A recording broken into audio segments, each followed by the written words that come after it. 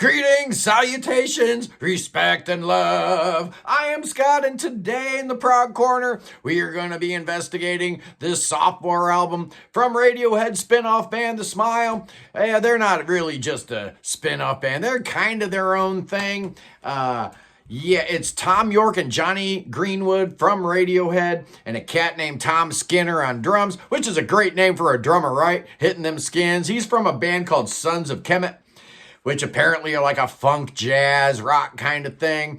And I'm not going to be like other reviewers and tell you I know anything about that band, because the first time I ever heard about them was the first time I ever heard about The Smile. In 2022, they dropped their debut album, Light for Attracting Attention, and I loved it, man. I thought it was fantastic.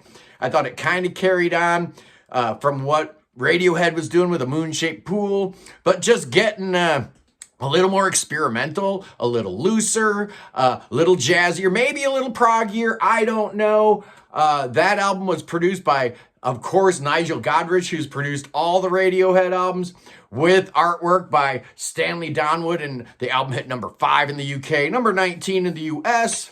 Now we've got album number 2. It's called Wall of Eyes, and we've got a different producer here. It's Sam Petz Davies, although he's no stranger to Radiohead. He's worked with them before as an engineer, and he's also worked with Tom York. He produced the Suspiria soundtrack. This cat's worked with Frank Ocean and Roger Waters and Warpaint, so he knows what he's doing. He knows his way around a mixing console, absolutely.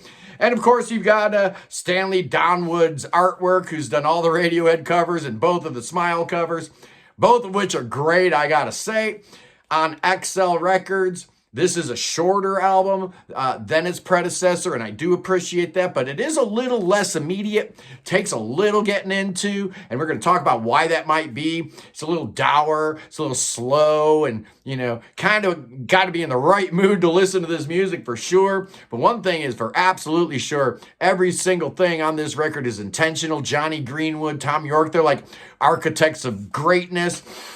Okay, this came out January 26th. So, shoot me, I'm a couple weeks late on it. There's 8 songs, 45 minutes long. There's been 3 singles released already. The first one was released all the way back in June, which was the fantastic Bending Hectic.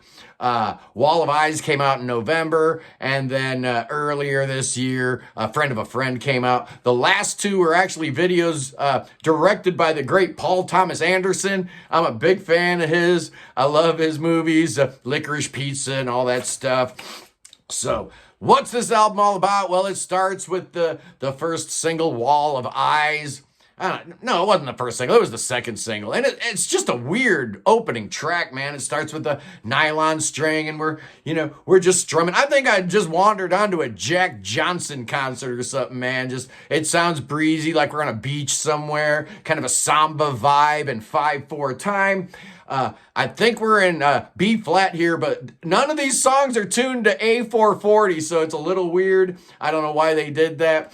Tom helps you count this thing out. In case you hadn't figured out, this song is in 5, so he starts counting 1 to 5 at the back end of the song, just to make you realize, okay, it's not in 4/4 time. And then you got some weird guitar warbles at the end, which are really cool. Apparently this song, Wall of Eyes, this whole album, I guess, is about the invasion of your privacy from your cell phone. I guess that's the Wall of Eyes he's talking about. Next up is Teleharmonic, and it's another real chill, slow song. Clocks in at 5 minutes, just like its predecessor. It's ominous and with dark synths. Tom's just hitting rim shots here primarily. And then you get a real cool throbbing bass line, some dreamy vocals. The way Tom sings, it's hard to really parse out exactly what he's singing about sometimes. It's very spacious, very cinematic.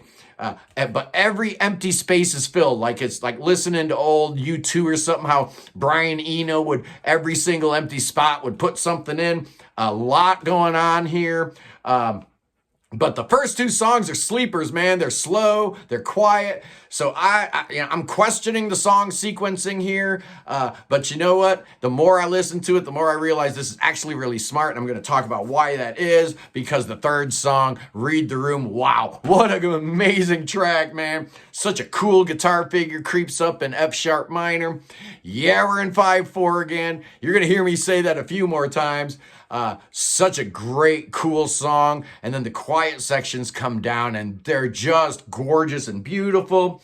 This song has got a lot of krautrock. It's got math rock. It's got a little Afrobeat feel to it. It's got the electric guitar that I love, making me think of the Bends with the fuzz tone on the bass. Just a really cool, clever song. The fourth track is even better, man. It's called Under Our Pillows, 6 minutes and 14 seconds.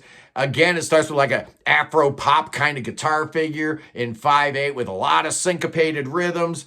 And then you get this really cool krautrock section with a motoric beat that kind of devolves into the last minute, which is like ambient drone sounds. Just a great track, amazing. This is why I'm a fan of Thom Yorke and Jonny Greenwood, songs like that. Next up is Friend of a Friend. It's a quiet song. It starts with the bass guitar and Tom singing in G major, and then the piano comes in.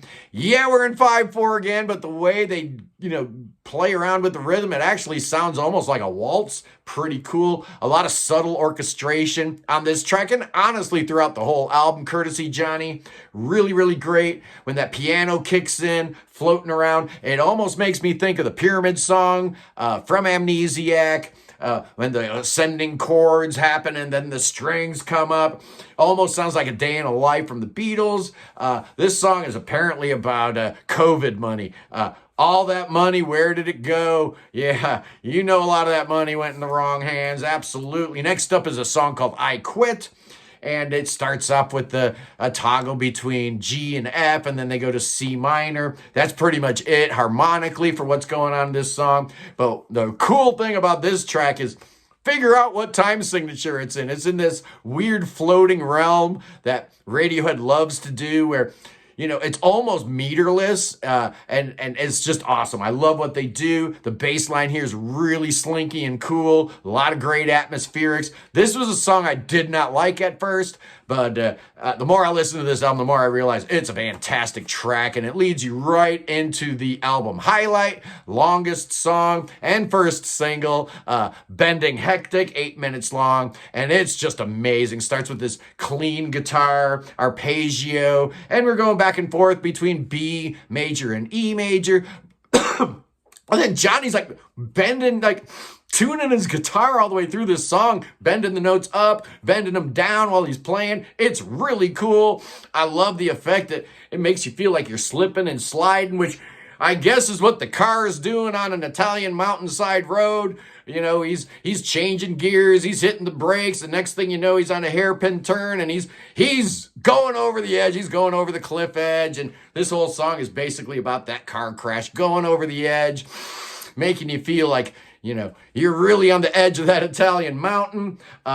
And then, the car is crashing and we get some crunchy guitars and we're again in that weird non-A440. But as far as I can tell, we're doing E flat, D flat to C flat. Yeah, I'm calling it C flat for you music majors out there. It's not a B because we're in E flat.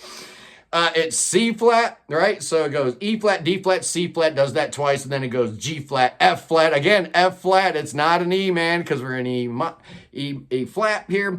Yeah, just a little music theory. It's cool. I like it. It's a great little chord progression that ends the song with a little bit of power. And the final track is a real quiet piece called You Know Me. With the exclamation point at the end, and it starts with the piano plunking along in F, and you get some quiet percussion in the background, like some treated floor toms or something going on, a lot of sound effects, a lot of synths, and then Jonny Greenwood's synth orchestration builds up at the end, and before you know it, it's over, and I really like this thing. Honestly, I thought the first one was better. I'm still not sure which one is, but I'm telling you, this one's more of a grower. The first one, I liked it right out the gates. This one I was a little unsure about, and in particular, the sequencing. Having those two songs on the front end, the title track and Teleharmonic, is a very, very risky proposition. It's daring and it's bold. What it does is it forces you to listen to the nuances of the songs, because honestly, there's not a whole lot else to latch onto but those nuances. So when the album proper kicks in with those more banging, rocking songs, your brain is already in the right place to appreciate what you're actually experiencing. So how am I going to score this puppy? Well, at first blush, I thought this was a 7 out of 10. Then maybe a 7.5, then maybe I'm giving this an 8.5. I really, really like it. I think it's a super strong album. Both albums from The Smile, highly recommended, as are every single thing that these guys have been involved with. I'm a huge Radiohead fan. You guys know it. Yeah, we lost a couple people today. We lost Toby Keith, right? The great country singer, and Steve Morse's wife, Janine. I just want to give some condolences and thoughts and prayers to Steve Morse and his family. Janine was a big, big part of his life, and I guess she would go on tour with him, and she'd man the merch desk and stuff like that at Kansas shows and Deep Purple shows and whatever. So a huge loss there. And then again, I'm wearing my Chucky shirt in honor of King Charles III. Yes, sir. I need to be a little bit respectful here. He has been diagnosed with cancer. So I'm going to say from the bottom of my heart, God save the king. Save King Chucky. Save King Charles III. We need him right now. We need him to get better. He's going to beat that cancer. Yes, he will. We love you guys, and I'll see you tomorrow. If I think about, an episode to do, I have no idea what I'm doing tomorrow. Who knows? Will I take the day off? Will I not? Nah, you know how I am. I'll probably do something, and I will see you then. Peace.